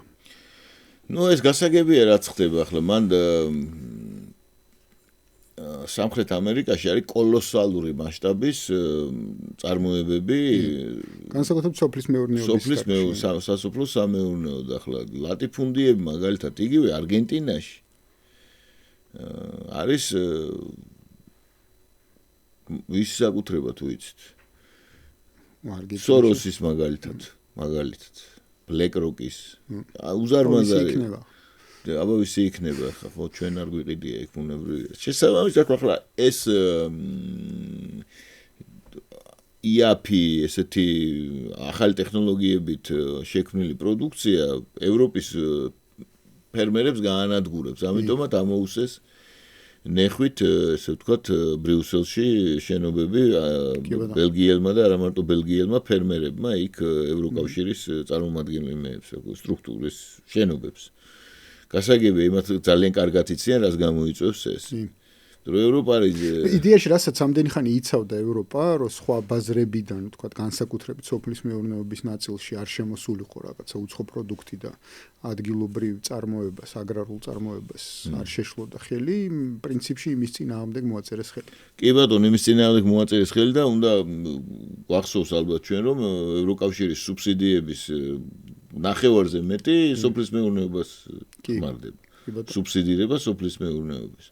ეს ჩვენთვისაც გასაგები რო იყოს რა ხდება და ჩვენი პოლიტიკური ამ შემთხვევაში ეკონომიკური მოწყობის თვალსაზრისით რა უნდა გავაკეთოთ ეს ძალიან გასათვალისწინებელია ფოტოში ვიღაცებს რო გონიათ რომ ახლა ჩვენ სოფლის მეურნეობა ევროკავშირი სოფლის მეურნეობა პროდუქციის გასაღების საშუალებას მოგვცემს ეს არის უმეცრების საოცარი ხო ჩვენ სუსტები მე არ მინახავს ეს დოკუმენტი რაზეც ხელი მოაწერეს ანუ შიგნით დეტალები რთული დოკუმენტებია ხო ჩვენიც 1000 გვერდია ეს ღრმა და ყოვლის მომცველი ის რა ასოცირება ხო იქ ახლა ერთი მე ძალიან მაინტერესებს რამდენმა ადამიანმა წაიკითხა ეგ საქართველოში მithumetes სანამ ხელს მოაწერდნენ მანამდე რა კი ბატონო მაგრამ ანუ ერთი რამე ცხადია ჩვენთან მიმართებაში ჩვენ სუსტები ვიყავით ჩვენი ბაზარი სუსტი იყო და აქედან გამომდინარე უამრავი კვოტა გაქვს დაწესებული რისი შეტანა შეგვიძლია რისი არ შეგვიძლია რა რაოდენობით შეგვიძლია და ასე შემდეგ და ამ კვოტებმა სხვათა შორის გამოიწვია ის რომ ჩვენი ვაჭრობა ევროკავშირთან არ გაზრდილა ანუ რეალურად ევროკავშირის წილი რაც იყო ჩვენ საგარეო ვაჭრობაში, იმათ შენარჩუნდა. მასთან ჩვენი ვაჭრობა არ განვითარებულა მნიშვნელოვნად. 1/4-ზეა სავაჭრო ბალანსი. ხო. ერთი რო ეგ არის, მაგრამ თლიანობაში ანუ ჩვენი ექსპორტის 20% იყო 2014 წელს ევროკავშირის ქვეყნებზე 20% მომდევნო და იგივე რჩება დღესაც. იგივე რჩება, კი. 20%-ია დღესაც. არ შეცვლილა პრინციპში. და საინტერესოა რა არის ეს 20%, ეგეც საინტერესოა მაგ სტრუქტურას. ხო, არ მახსოვს, მაგრამ იქ სადღაც მე მგონი სპილენძის თემას, ანუ ნედლეულის გატანა არის. ჩვენს ზოგადად ჩვენს ესე ეგრეთ წოდებულ შიდა ექსპორტში, ანუ ჩვენს მიერ წარმოებულ ექსპორტში არ არის ექსპორტში, დიდი ნაწილი მაინც ნედლეულზე. ნედლეულია, რა თქმა უნდა. და ძალიან მცირე არის პროდუქტი, რომელშიც აი ბორჯომი და ღვინო და რაღაც ეგეთი რაღაცები. ხო და სავარაუდოდ იქიდან ეს ასე არ არის, ანუ ჩვენ სუსტი ბაზარი ვიყავით, სუსტი ქვეყანა ვიყავით და დაგვიწესეს თავისი წესები. იმ დიდ კონგლომერატს, რასაც სამხრეთ ამერიკული ესე ვთქვათ, ბაზარი ქვია, იქ ასე მარტივი ვერ იქნებოდა ეს ყველაფერი და ალბათ საინტერესო იქნება ზოგადად რაზე შეთანხმდნენ სანახავად. და საინტერესო იქნება და ამის შედეგებსაც ვნახავთ იმ განსაკუთრებით იმ კონტექსტში, რომელიც დღეს მიდის იგივე შეერთებული შტატების მიერ იმის მუქარასთან დაკავშირებით, რომ 200%-იან ტარიფებს დაუწესებენ იმ ქვეყნებს, რომლებიც გრენლანდიაში ჯარი გაგზავნა. ეს საფრანგეთის ახლა რამდენად ხო გასაგებია, საფრანგეთისთვის რამდენად დამღუპველი რამ არის, იმიტომ რომ საფრანგეთი ძალიან ძვირად ღირებულ და ძალიან ბრენდულ თავის საქონელს, ანუ ისეთ საქონელს, რომელიც ამერიკული შეძლებული კლასისთვის პრესტიჟის საკითხია, ყიდის ამერიკაში სწორედ იქ ხო გასაგებია, ეს ღვინო იქნება, კონიაკი იქნება, სუნამოები იქნება, ზოგადად ფრანგული რაც არის, ტანსაცმელი კიდე რაღაც გარკვეული ტიპის ელიტარული ნაწარმი, ეს შტატებში იყიდება დიდი ნაწილი და ახლა კი ბატონო, მეორე მხარე კიდე ახლა ფრანგებმა და არ ვიცი, მე გერმანელებმა თქვეს, რომ საპასუხო ზომებსაც მიიღებენ, უფრო მეტად ფრანგებმა საპასუხო ზომებსაც მიიღებენ და ეგ საინტერესოა ამ ზომებში რა იგულისხმება? რა იგულისხმება ერთი და მეორე, თუნდაც თქვა ტარიფები იყოს რამე ისეთ მნიშვნელოვან საკითხზე ევროპული ეკონომიკისთვის აი ხლა ზემოდან კიდე ვთქვათ ამერიკული ენერგორესურსებზე დაწესებული ტარიფები ხო საინტერესოა საიდან აპირებენ ენერგიის მიღებას ისინი ის ააფეთქებინეს და უკრაინელებს დააბრალეს ის ჩრდილოეთ ნაკადი ეს საერთოდ ნუ საოცარი რამ არის ტყილა არ ლაპარაკობდა ეს კარაგანო რაღაც შიზოფრენია ხომ ადამიანებმა თვითონ მოიტეხეს ფეხი ფაქტიურად თავისინებით და აბრალებენ სხვა იმიტომ რომ უშილება ენერგეტიკულ იმ ნაკადზე თქვა უარი რომელიც შენ ეკონომიკას აცოცხლებს ხომ შესაძლოა შორის აი თელი ირონია იმაში მდგომარეობს რომ ევროპელებმა პრინციპში საკუთარი ასე ვთქვათ აი ეს ერთობა საკუთარი ბაზარი საკუთარი კონტინენტი ნატოს ინტერესებს შეწირეს და ახლა ეს ნატო შეიძლება შეეწიროს გრენლანდიის გრენლანდია ხო არა ეს არის ფაქტიურად ელიტებს შორის დაპირისპირების შედეგი არა მარტო გრენლანდიის გრენლანდია რა ფაქტორი ვქვი გრენლანდია გამოვლინებაა რა გამოვლინებაა და სხვა საუკუნოვანი ბრძოლის შედეგია რომელიც ჩვენ თვალწინ ესე იგი ვითარდება ძალიან პარადოქსული კუთხით ხომ ახლა ამავე დროს ისიც უნდა გავითვალისწინოთ რომ შეერთებულ შტატებს აქვს გარკვეული განზრახვა იმის შესახებ როგორ გადანაწილდებს სოფლიო მისი ხელმძღვანელობით და ვის რა წილი უნდა კონდეს გეოეკონომიკური, გეოპოლიტიკური, გეოსტრატეგიული წილი ესე ვთქვათ, ხომ? ნუ ხე ტრამპს აქვს და მის გუნდს წარმოდგენა იმის შესახებ რომ და ეს ადრეც ესე იყო რომ ის უნდა დარჩენ ძალის ცენტრები, მაგრამ შეერთებული შტატები უნდა იყოს პირველი დომინანტი, კი ბატონო. პრიმუს ინტერ პარეს, ანუ პირველი თანაბართა შორის. აი ეს წარმოდგენა აქვს და ამას ახორციელებს და ამისთვის ჭირდება ეს გეოპოლიტიკური პარამეტრების გაზრდა, რომელზეც ჩვენ ვისაუბრეთ. აი ესეთი წარმოდგენებია. ხო, რომელიც გულისხმობს კოლოსალურ ძალმოსილებას, ხო? ერთი წუთი რო წარმოვიდგინოთ, ახლა ეს წარმონაქმნი მომავლის ესე თუ განვითარდა მოვლენები. ჩრდილოეთ ამერიკა ერთიანი, ხო? ერთიანი ჩრდილო ამერიკა უზარმაზარი რესურსებით, უდიდესი სამხედრო ძალმოსილებით, ფინანსური ცენტრი, გლობალური ფინანსური ბუნებრივად დაცული, ხო? ხო წარმოგვიდგენია ახლა ეს ამ პროექტის ავტორებს რა უტრიალებთ თავში. ერთი წუთი წარმოვიდგინოთ, ხა ჩვენ რო დავხედავთ ხოლმე რუკას და ნიკოფსიდან და რუბანდამდე რო ხედავთ, აი მაშინ ხო სიამაყე სადღაც 90000 კვადრატულ კილომეტრს. ხო და ახლა ერთი წუთი წარმოვიდგინოთ, რომ იქ აი ასე იმპერიულად გამშვალულ ადამიანებს რა აზრები და როგორი ემოცია აქვთ ამასთან დაკავშირებით. თან აბსოლუტურად არანაირ წინააღმდეგობას რო არ ხედავენ, ხო? ახლა რო იქ ვიღაცა 15 კაცს გზავნის სადღაც და ასე შემდეგ. და შენ კიდე როცა გაქვს სოფლიოში ყველაზე ძლიერი არმია. კი ბატონო. მოდი ჩვენს ნაწილზეც გადმოვიდეთ, რომ რაღაცა შეჯამებისკენ რო წავიდეთ თან ნელ-ნელა. ესე იგი რაღაც პატარა ვიდეო გავრცელდა, სადაც ამბობს ესეთ რამეს ტრამპი, რომ პუტინმა მითხრაო, რომ მე 10 წელი ვცდილობდი ამ კონფლიქტის მოგვარებასო, აზერბაიჯანის სომხეთის კონფლიქტზე საუბარი. და ყოჩაღ როგორ გამოგივითო. და იქვე მიაყოლა, რომ ანუ ის იმიტო ცდილობდა ამის მოგვარებას, რომ ეს მისი ტერიტორია არის. მისი სივრცე. მისი სივრცეა. ხო. და მე მივეხმარეო. ხო, მე მივეხმარეო, კი. ანუ გარკვეული თვალსაზრისით მისი მხრიდან გასაგებია ეს აღიარება. მე ეჭვი მაქვს, რომ მათ შორის ანუ სტრატეგიაში, რომელიც გამოქვეყნდა ცოტა ხნის წინ, დეკემბერში განგეფარი იყო მოხსენებული კავკასია და ცენტრალური აზია. კი ბატონო. აი ამ აღიარების კონტექსტში ესე ვთქვათ, ხო? და მუდმივად არის ხოლმე აი ეს ის რა ქვია მაგას.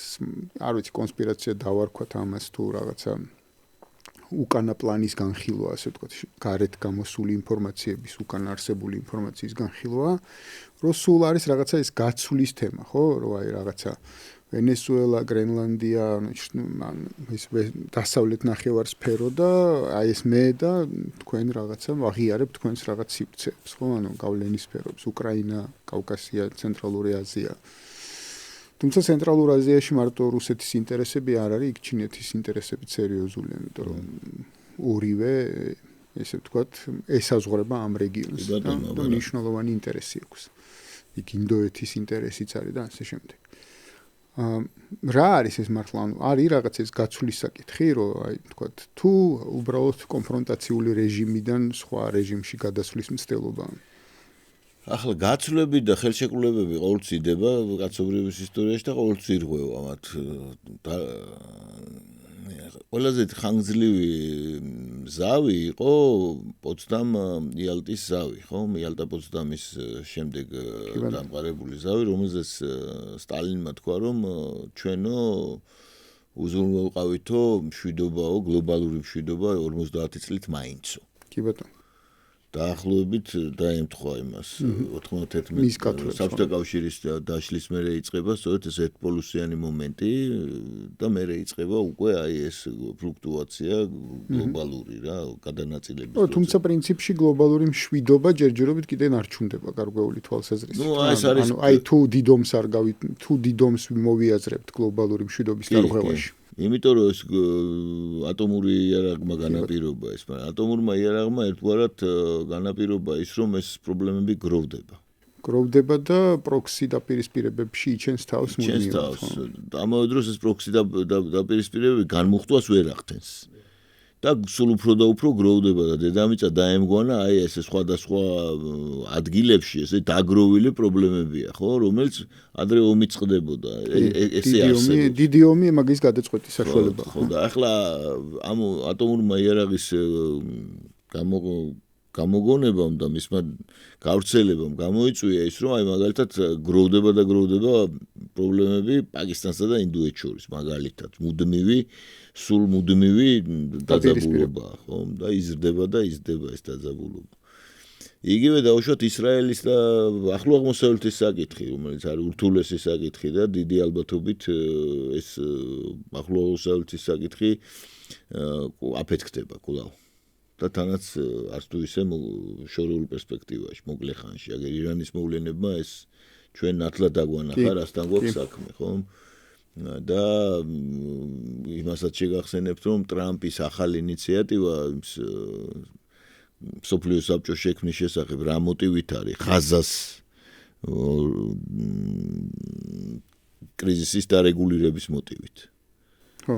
ღაზას კრიზისით. აი რო წარმოვიდგინოთ რა, იმიტომ რომ ღაზაში ხო ტრამპს წარმოუდგენია, რომ იქ სადღაც სომალილენდში გადაასახლებენ პალესტინელებს და ღაზა გახდება რივიერა, რომელიც დაამშვენებს მთელ ახლო აღმოსავლეთს და ამაში კოლოსალური ჩანაფიქრია ჩადებული კიდე იქ ცალკე თემაა, რომ ისრაელი არის ერთადერთი სახელმწიფო სხვათაშორის აქვე უნდა აღვნიშნოს, რომელსაც საზღვრები არ უცნია, არც საზღვრები არ აქვს. ხო.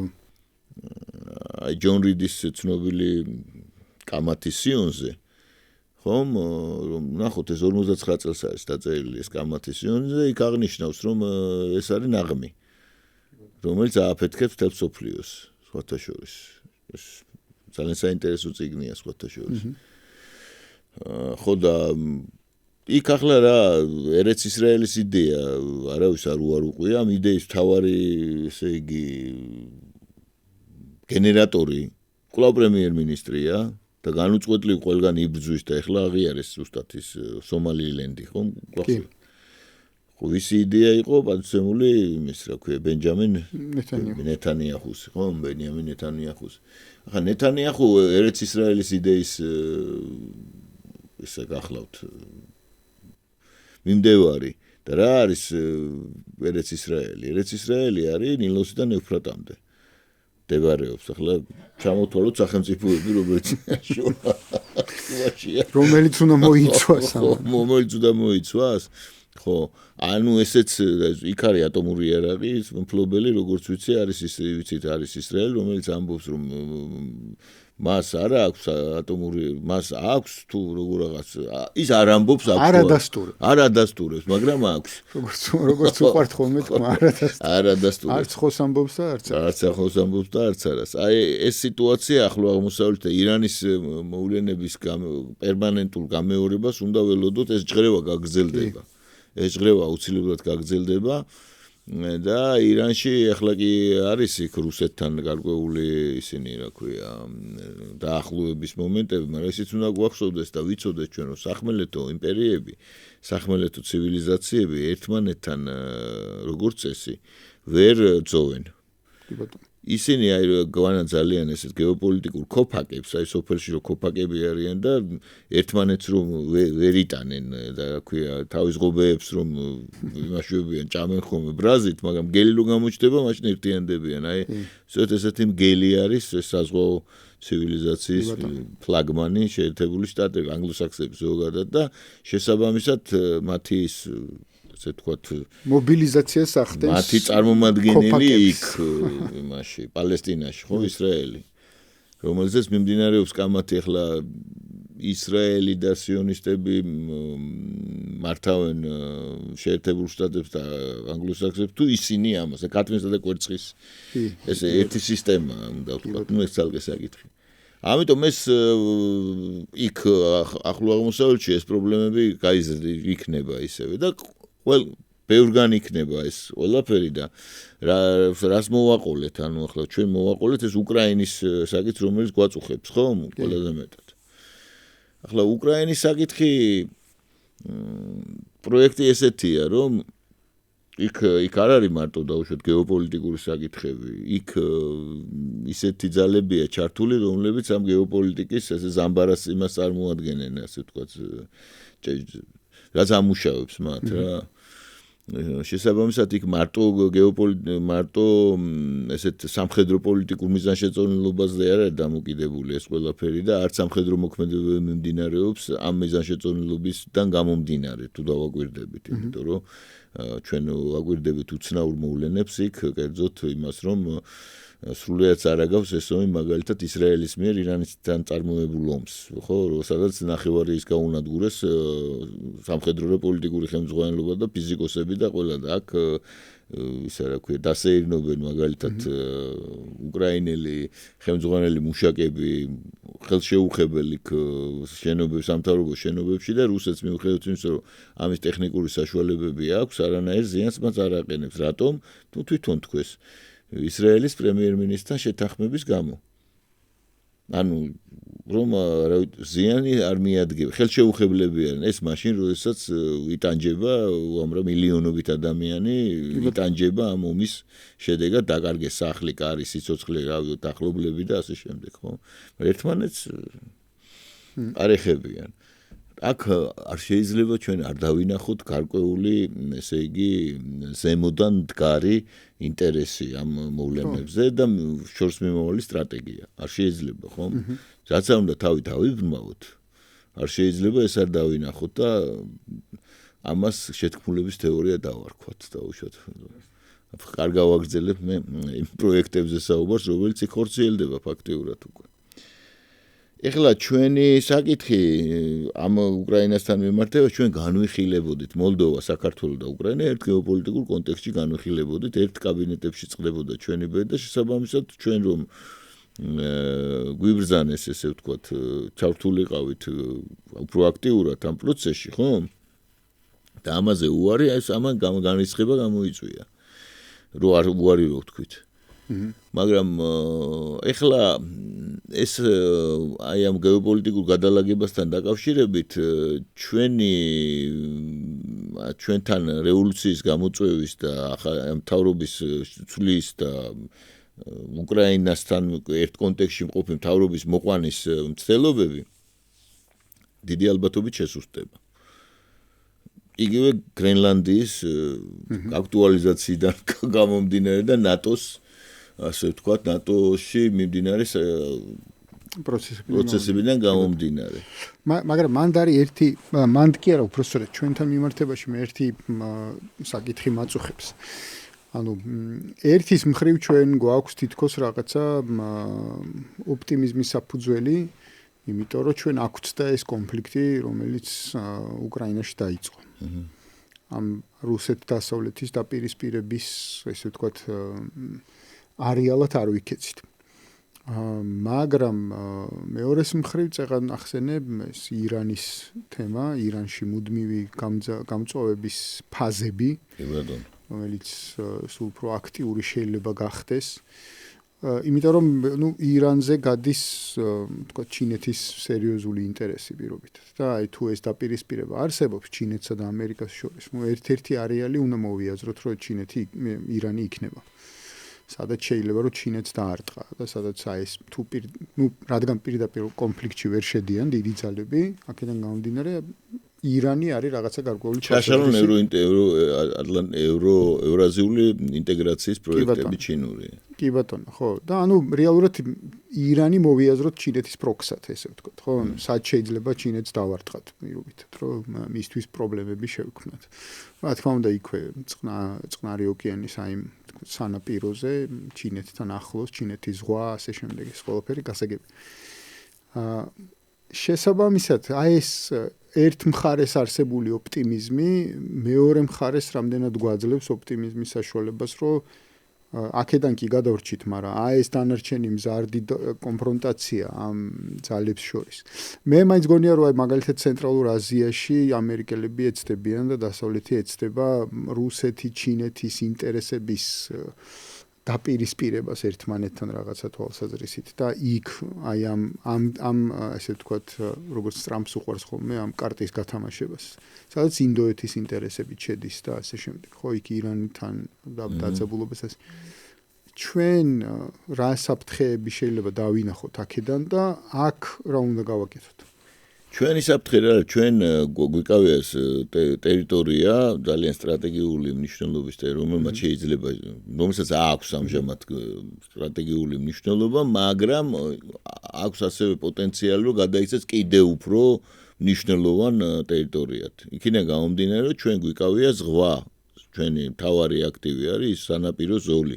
ჩვენი ეს არის უზარმაზარი აქტივი, რომელიც გვერგუნა ჩვენ, ესე იგი, საბჭოთა კავშირის დაშლის შემდეგ მართალია დავკარგეთ ის გარკვეული ნაწილი, მაგრამ თავის აურაცხელი შესაძლებლობებით სხვა რომელსაც შეუძლია საქართველოს ეკონომიკას მიცეს მაგალითად ძალიან დიდი გენერაცია მოახდინოს დიდი სახსრების და სამუშაო ადგილების და ასე შემდეგ მეორეს თქვა შეიძლება ჩვენ მასთან ამ განლაგებამ მოგცეს მაგრამ ამავე დროს საფრთხის შემცველიც არის იქიდან გამომდინარე რომ ჩვენ არა გვაქვს შესაბამისი სამხედრო და პოლიტიკური ძლიერება იმისთვის რომ ჩვენი ეს სტრატეგიული მდებარეობიდან მოვიპოვოთ ის დივიდენდები, რომელიც ქვეყნის განვითარებას და გადარჩენას ჭირდება, გადარჩენას და განვითარებას. აქედან გამომდინარე პრაგმატული პოლიტიკა უნდა ვაწარმოოთ, გავიხსენოთ ჩვენი ისტორია, კარგად გავიხსენოთ, კარგად, დეტალურად წლების მიხედვით და მოვლენების და არა მითების მიხედვით, რომელსაც სხვათა შორის ავრცელებს ძალიან ესეთი კვალიფიცირებული ამ შემთხვევაში სპეცსამსახური Mi-6 და რომელიც ნერგავს აქ გარკვეულ ურაპატრიოტულ და ეროვნული სუპრემატიზმის ჩვენთვის და საერთოდ ზოგადად დამღუპველ იდეებს. კი ბატონო. რომელიც გადადის სრულიად წარმოუდგენელ პროვინციულ ფაშისტურ გამოხტომებში, რასაც ვხედავთ ყოველდღე, ხო, ჩვენ იგულისხმება ამ შემთხვევაში აი ეს მე გულისხმობ კონკრეტულად აი რაღაც ეს გამრავლ და სოკუებივით ეს ისინი რა ქვია სააგენტოები და რო ავრცელებენ რაღაც საოცარ ისტორიებს რომელსაც უნდა გააღვიოს ეს ერთის მხრივ რაღაც სუპრემატიზმი რაღაც უპირატესობის გზნობა სრულიად უაზრო და სასაცილო ჩვენი მეზობლებს დავცინოდით ჩვენ ამის გამო და ჩვენთან უარესები დაიწყეს. ეს არ არის პატრიოტიზმი, არ არის კრეტინიზმია, პირდაპირ თქვა და პროვოკაციული კრეტინიზმია, ხო? ეს რატო ვთქვი, ესეთი ტიპის აზროვნება ხელს უშლის პრაგმატულ მიდგომებს. პრაგმატული მიდგომა რა არის? პრაგმატული მიდგომა არის ის, რომ ადამიანმა იმოქმედოს მისი ინტერესების შესაბამისად და დაეჯახოს და არ გააკეთოს ესეთი რამე, რომელიც მის დაღუპვას გამოიწვევს, ხო და დაზიანებას გამოიწვევს. ამ შემთხვევაში ჩვენ ვართ ძალიან დრამატულ მდგომარეობაში. კერძოდ ესე იგი, ევროკავშირი თვითონ იშლება, როგორც მოსალოდნელი იყო და აქ გათვლა აშკარა 28 წელი რო თქვეს, გასაგებია რომ პროგნოზი იყო ეს.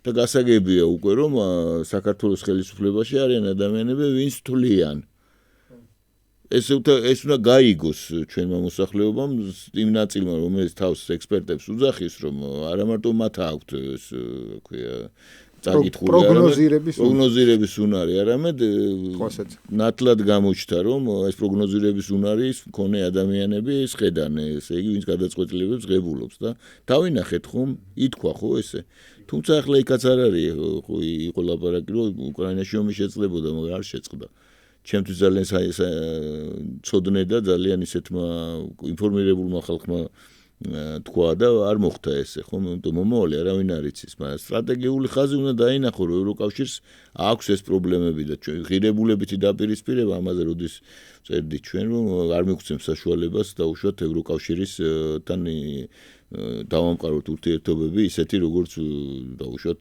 ეგონა ზოგიერთს იმიტომ რომ ევროკავშირის ისტორია თუ გაინტერესებს როგორ შეიქმნა ეს და რა არის წანამძღვრები ამ სისტემის ამ სუპერგაერთიანების შექმნის ვინ შექმნა რა მოსაზრებით შექმნა და რას უმზადებდნენ მაშინვე ისინი ევროპელ ხალხებს ეს ცნობილია არის ეგერ სხვათა შორის წერთ ამის შესახებ მე და ბატონი თამაზ ტეტუნაშვილი და გამოაქვეყნეთ მალე ამის შესახებ ევროკავშირის წარმოშობის ისტორია და ის წანამძღვრები და ვინ იყო მისი იდეოლოგიური მამა და რა იდეოლოგია იყო ეს და რატომ არის ეს ჩვენთვის აბსოლუტურად წარმოუდგენელი უცხო ხო და იმას ვამბობ ახლა ევროკავშირთან ვერბალური ომი გვაქვს ევროკავშირის დეზინტეგრაცია მიმდინარეობს და შესაბამისად ჩვენ იქ ვერ მოხვდებით ხო ვერანაირად რომც არ მიმდინარეობს დეზინტეგრაცია ნატო აგერ ხედავთ რა პროცესი საათნახევარი ამაზე ვლაპარაკობ კი ბატონო რუსეთთან არა გვაქვს დიპლომატიური ურთიერთობა ერთადერთი ვისაც დემარკირებული გვაქვს საზღვრები ეს თურქეთია კი ბატონო თურქეთი ახორციელებს დიდი თურანის პროექტს ესეც მე მგონი არავისთვის საიდუმლო არ არის დიდი ბრიტანეთი თურქეთის მოკავშირეა ბრიტანული დაზვერვის აქტიურობაც სახეზე გვაქვს აგერ ჩვენ რაზეც ვილაპარაკეთ მაგათი ის არის ეს ასე ვთქვათ კრეატურა ხო შესაბამისად ჩვენ უნდა ვიმოქმედოთ როგორ ჩვენ უნდა ვიმოქმედოთ ისე რომ განსაზღვროთ საიდან შეგვიძლია ჩვენ და რის ხარჯზე და რა გარანტიებით შეგვიძლია ჩვენ ძალის სესხება იმისთვის ისე რომ დავრჩეთ ერთიანი სახელმწიფო გადარჩენისა და განვითარების პერსპექტივით. ეს არის ერთადერთი რაზეც უნდა იგებოდეს პოლიტიკა. ყოველგვარი ისტერიული გამოხტომების, გადახტომების, რაღაც იგიჟეების და სისულელეების და მოძახილების გათვალისწინების გარეშე. იმიტომ რომ თუ დაუშვდეს მოძახილები გადაიზრდება რაღაც პოლიტიკურ ან სხვა ფაქტორებში, არც არავინ არ უნდა მოერიდოს იმას, რომ დაუშვათ ერის საუკეთესო ინტერესების შესაბამისად იმოქმედოს მკაცრად. აი ეს არის. თო წინააღმდეგ შემთხვევაში ჩვენ გვემუქრება ძალიან მძიმე რამეები, რომელზეც ახლა აღარ განვავრცობ, მაგრამ ტყუილა არ ვთქვი, გავიხსენოთ ისტორია, ხო? გავიხსენოთ ისტორია, რა მოგვიტანა ჩვენ არარეალისტურმა მიდგომებმა. აი ბოლოს ავიღოთ, ბოლო ჩვენი ესე ვთქვათ, დამოუკიდებლობის ისტორია. ეს იყო სამყაროს მიმართ არასწორი პოზიციონირების შედეგი, რომელთაც ჭკვიანურად იმანიპულირეს და ინტერესანტებმა, ესე ვთქვათ. კი ბატონო. ახლაც იგივე არ უნდა გავაკეთოთ. ახლა რუსეთთან ჩვენ რაც გვაქვს ისინი ქვია პრეტენზიები იქნება ეს თუ კითხვები იქნება თუ დაუშვათ ინტერესები ეს კარგად უნდა გავთვალოთ და გავითვალისწინოთ და დავიწყოთ გამოსვლა ამ შტოპორიდან როდესაც ჩიხში ვიმყოფებით, ხო? ამავე დროს ისიც უნდა გავითვალისწინოთ, რომ ასე პირდაპირ გადაშვება დაუშვათ იგივე რუსეთთან ურთიერთობებში, ისე რომ ყველაფერი ოღონდ ისე რა ქვია, გადაგვარჩინეთ, ესეც არ შეიძლება. ეს სტრატეგიული მოთმინება სწორია, მაგრამ სტრატეგიული მოთმინება გარკვეულ მოქმედებებში აუცილებლად უნდა გადავიდეს. თუ ჩვენ გადარჩენა გვინდა და განვითარება გვინდა და ამავე დროს ისიც უნდა გავითვალისწინოთ, რუსები არაპირებენ ახლა აქ დაუშვათ საქართველოს კონტროლის აღებას და დაუშვათ ზედმეტ მათ აქვს თავისი ინტერესი. დაუშვათ. ეს ინტერესი გარკვეულწილად უნდა გავითვალისწინოთ ჩვენ ინტერესებთან ერთად. ეს უნდა ის არ უნდა წარმოვიდგინოთ, ახლა რუსეთი აპირებს აქ ოკუპაციას. ხო?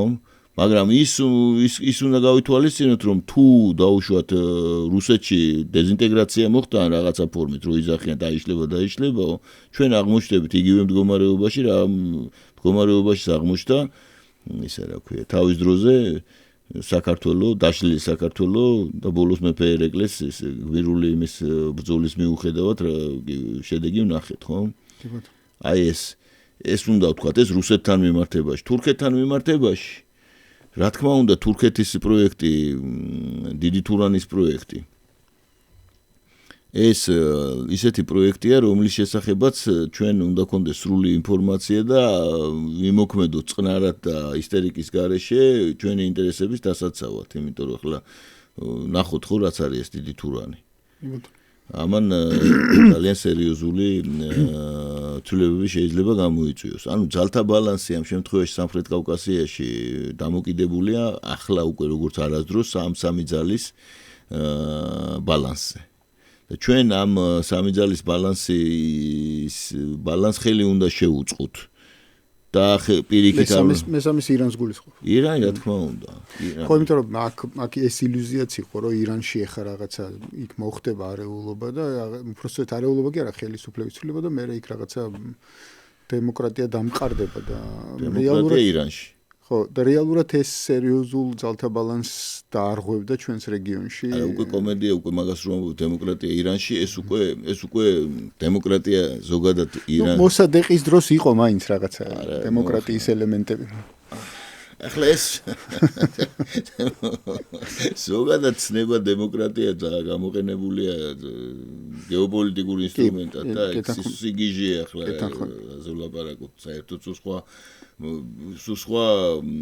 კონტექსტები აქვს ამ დემოკრატიას და აი წინა გადაცემაში ვახსენეთ სხვათა შორის ქალბატონ ლიანა ყოდა ჯერვალიძე სტუმრად ისე გაკვირით უბრალოდ რა, ირანში ბევრად უფრო მაღალი ხარისხის დემოკრატია ვიდრე დანარჩენ არაბულ სამყაროში, ესე ვთქვათ, არაბულ სახელმწიფოებში, რომლებსაც არავინ არ ახსენებს არასდროს. იქ სულ სხვა სისტემაა, კაცო, ირანში აბსოლუტურად განსხვავებული სისტემაა, რომელიც მოერგო მაშინდელ ისტორიულ. მართალი რომ გითხრა, რაღაც გარკვეული თვალსაზრისით ამერიკული დემოკრატიის სისტემა აქვს რა, იმიტომ რომ ირანის პროცესი იმ ელიტიდან, რომელიც არსებობს ირანში, როგორც ამერიკაში, ორპარტიული ელიტა გამოყოფს რაღაც კანდიდატებს და მათ შორის ატარებს არჩევნებს საბოლოო ჯამში. ანუ თუ ამ ელიტის ნაწილი არ ხარ, იქიდან ვერ აირჩევი. როგორც ამერიკაში ვერ აირჩევი ორი პარტიის ელიტაში თუ არ არის ვინმე ადამიანი, იქიდან ვერ აირჩევი პრეზიდენტს, ხო? გარდა ამისა, თუ რელიგიური ავტორიტეტები მიიჩნევენ, რომ ესა თუ ის კანდიდატი არის დაუშვათ მიუღებელი, ანუ მისი წინაც სწავლობენ რა მის ცხოვრებას, ესე იგი მის მოღვაწეობას და თუ იქ არა უზნეო მომენტებია, ან რაღაც საეჭვო მომენტებია, ის არ უშუალოდ. უბრალოდ იქ რელიგიური ავტორიტეტები არ ქვია ამას, იქ რაღაც სხვა ინსტიტუციური პროცესი.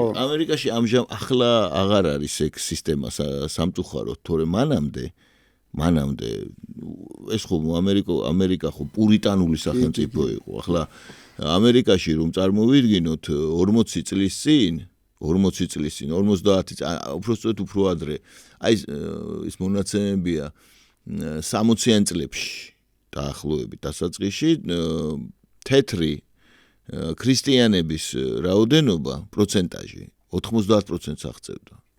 ახლა რამდენია იცით? 40-ზე ნაკლები. ანუ ეს იყო ჰომოგენური ფაქტიურად საზოგადოება, პურიტანიზმზე ძირითადად white anglo-saxon პროტესტანტებს დაფუძნებული ერთობა, ძალიან საინტერესო კალვინიზმის მოძღვრებაზე და სადაც წარმატება, ანუ ღვთისადიდებელი შრომა და ასე შემდეგ ესეთი იდეოლოგია იყო. პროტესტანტული შრომის ეთიკა. შრომის ეთიკა ჩამოყალიბდა და ამიტომაც მოხდა რომ სამხრეთ ამერიკა იქ დარჩა, სადაც დარჩა და იქ მთელი რიგი ის გამოიწვია აქ ფულთან მიმართებაში, წარმატებასთან მიმართება, სიმდიდრესთან მიმართებაში და ასე შემდეგ და ეს იყო უაღრესად პურიტანული და უაღრესად როგორ თქვა ახლა მკაცრი პურიტანული საზოგადოება. სადაც მართალია რელიგიური აიათოლები არიჯნენ იქ და უშუალოდ არ ამოწმებდნენ პეჟესკიანს ზნეობრივ საკითხზე, მაგრამ საზოგადოებრივი აზრი იყო ასეთი. და წარმოუდგენელი იყო რა ეს საერთოდ რომ გაუთვალისწინება. ახლა დაუშვათ ის რომ ოჯახური ღირებულებები ვინმეს დაერღვია, ეს საერთოდ წარმოუდგენელი იყო რომ შეემჩნიათ მაგალითად რაღაც საყვარელთან ან რაღაცა და მე ის რაღაც პოლიტიკური პერსპექტივა ქონოდა, ხო? მით უმეტეს ახლა სხვა იმაზე აღარ ვლაპარაკობ მე ჰომოსექსუალიზმზე და ასეთ იმაზე რაც მე დაირღვა, ხო? და ამით გვანან ისინი. კი. ძალიან გვანან. აი ეს მაგას ვამბობ ზუსტად. ხო. ანუ ელიტის შიგნით ხდება ლიდერების შერჩევა და ანუ ელიტის გარედან ისევე როგორც ამერიკაში შეუძლებელია პოლიტიკურ პროცესში მონაწილეობის მიღება. კი ბატონო, ზუსტად ასეა. დოსო, მადლობა დიდი, ვიყავით ჩემი სტუმარი და წარმატებებს გისურვებ და მომავალ შეხვედრამდე მოკლედ ჩვენს პოდკასტში. კარგად ბრძანდებოდეთ, ვასრულებთ ჩვენს პოდკასტს, შევხვდებით ერთმანეთს უკვე შემდგომ პოდკასტში. კარგად იყავით. კარგად ბრძანდებოდეთ.